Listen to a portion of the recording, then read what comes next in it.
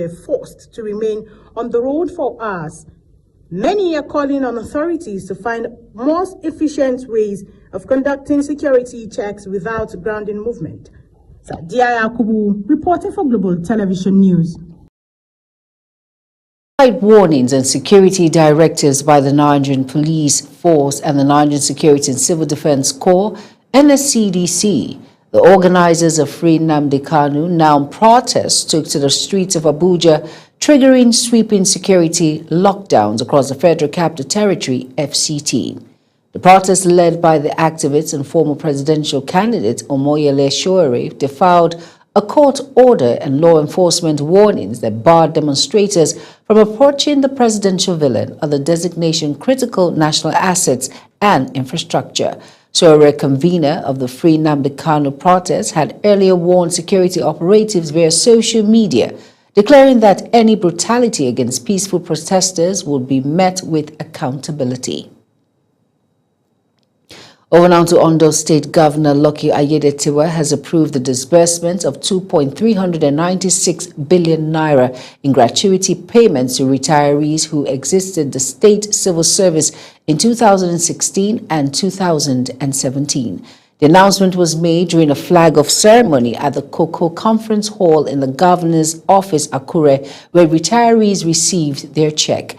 This was contained in a statement issued via the government's official X handle, saying the disbursements will clear part of the decade-long backlog inherited from previous administrations. The Nigerian Senate has expressed a deep concern over the growing safety lapses in the country's aviation sector, citing a recent incident involving an Air Peace aircraft at the Port Harcourt International Airport. Following the incident, the Nigerian Safety Investigation Bureau, in its parliamentary report, indicated the pilot and co-pilot for taking hard drugs and alcohol. The report noted that toxicological test results conducted on the flight crew turned out positive. The test indicated the presence of alcohol in the system of the crew, while other crew members also tested positive for the active compound found in cannabis, referred to as Indian hemp. The Nigerian Senate has called for interrogation of mental health education into the national academic curriculum as part of efforts to address the growing psychological and emotional challenges facing students and educators across the country. The Chairman Senate Committee on Health, Senator Dr. Ikpelepo Harry Banigo, made the call during the mental health program organized by the Mandate Health Empowerment Initiative in Abuja. Delivering the keynote address, Banigo, who also serves as Grand Patron of the Association of Mental Health Reform Organizations in Africa, underscored the strong link between mental health discipline and academic productivity. Moving on now to the Independent National Electoral Commission, INEC has fixed October 22nd to October 26th for the distribution of permanent voter cards, PVCs, for citizens who registered during the recent Continuous Voters Registration, CVR, in Anambra State. The Commission disclosed this in a statement by Director, Voter Education and Publicity, Victoria Etta Messi, in Abuja, while advising registered voters who participated in a recently conducted CVR exercise in the state to visit the registration area where they originally registered to collect their PVCs. Etta Messi emphasized that PVC collection is by person, saying there will be no collection by proxy under any circumstances. Former Vice President Yemi Osibanjo has been appointed by the Economic Community of West African States, ECOWAS, to head its election observation mission for the forthcoming presidential election in Côte d'Ivoire. In a statement from the community, the election is scheduled to be held on October 25, 2025, while the observation mission will be deployed from October 19 to 29, 2025, in accordance with the provision of ECOWAS Supplementary Protocol on Democracy and Good Governance. The regional body said the deployment of the mission underscores ECOWAS' commitment to promoting peace, stability, and credible elections across West Africa. Katsina State has announced plans to flag off farmers' radio MSME clinics and commissioned several other projects during Vice President Kashim Shettima's visit to the state, scheduled on Tuesday. Commissioner for Agriculture and Livestock, Professor Ahmed Bakori, said the Farmers Radio station is expected to address aspects of the state's agricultural production.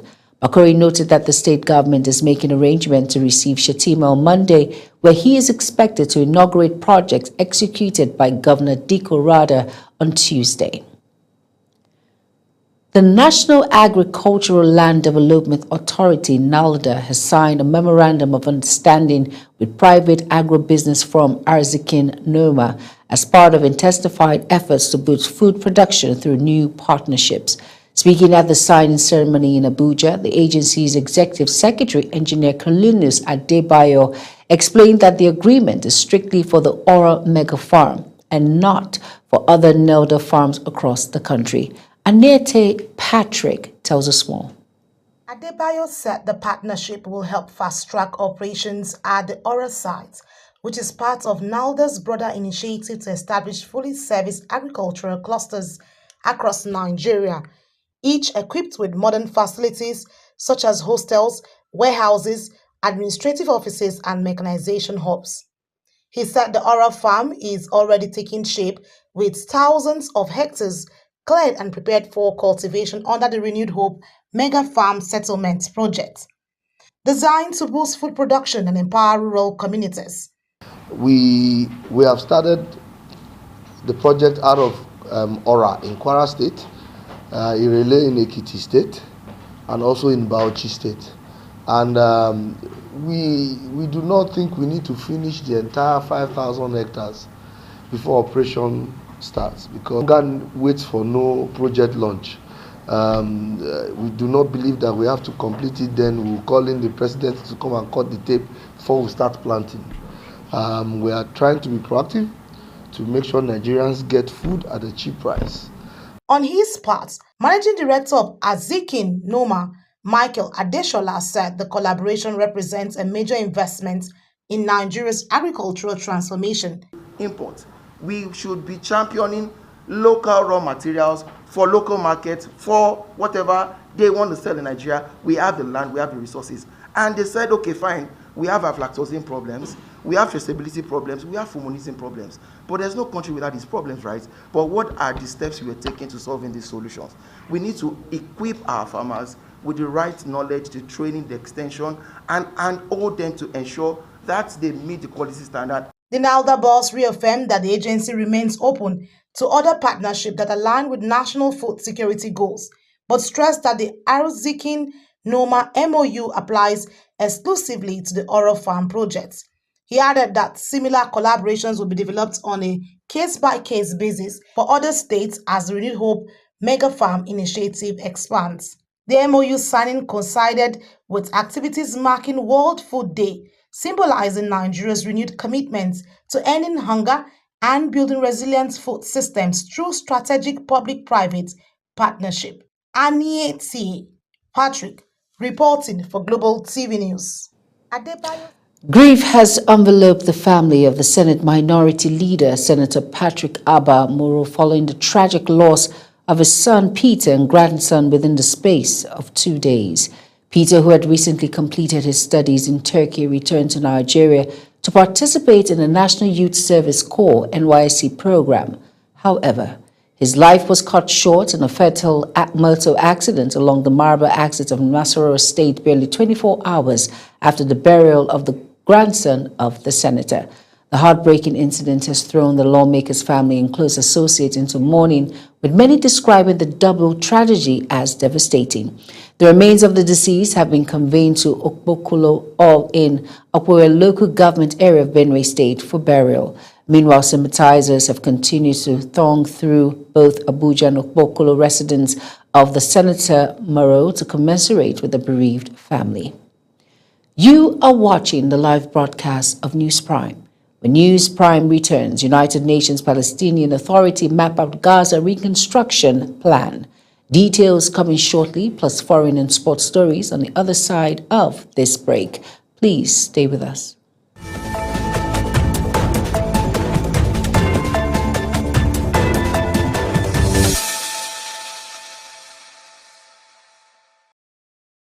Welcome back. And if you're just tuning in, this is News Prime on Global Television.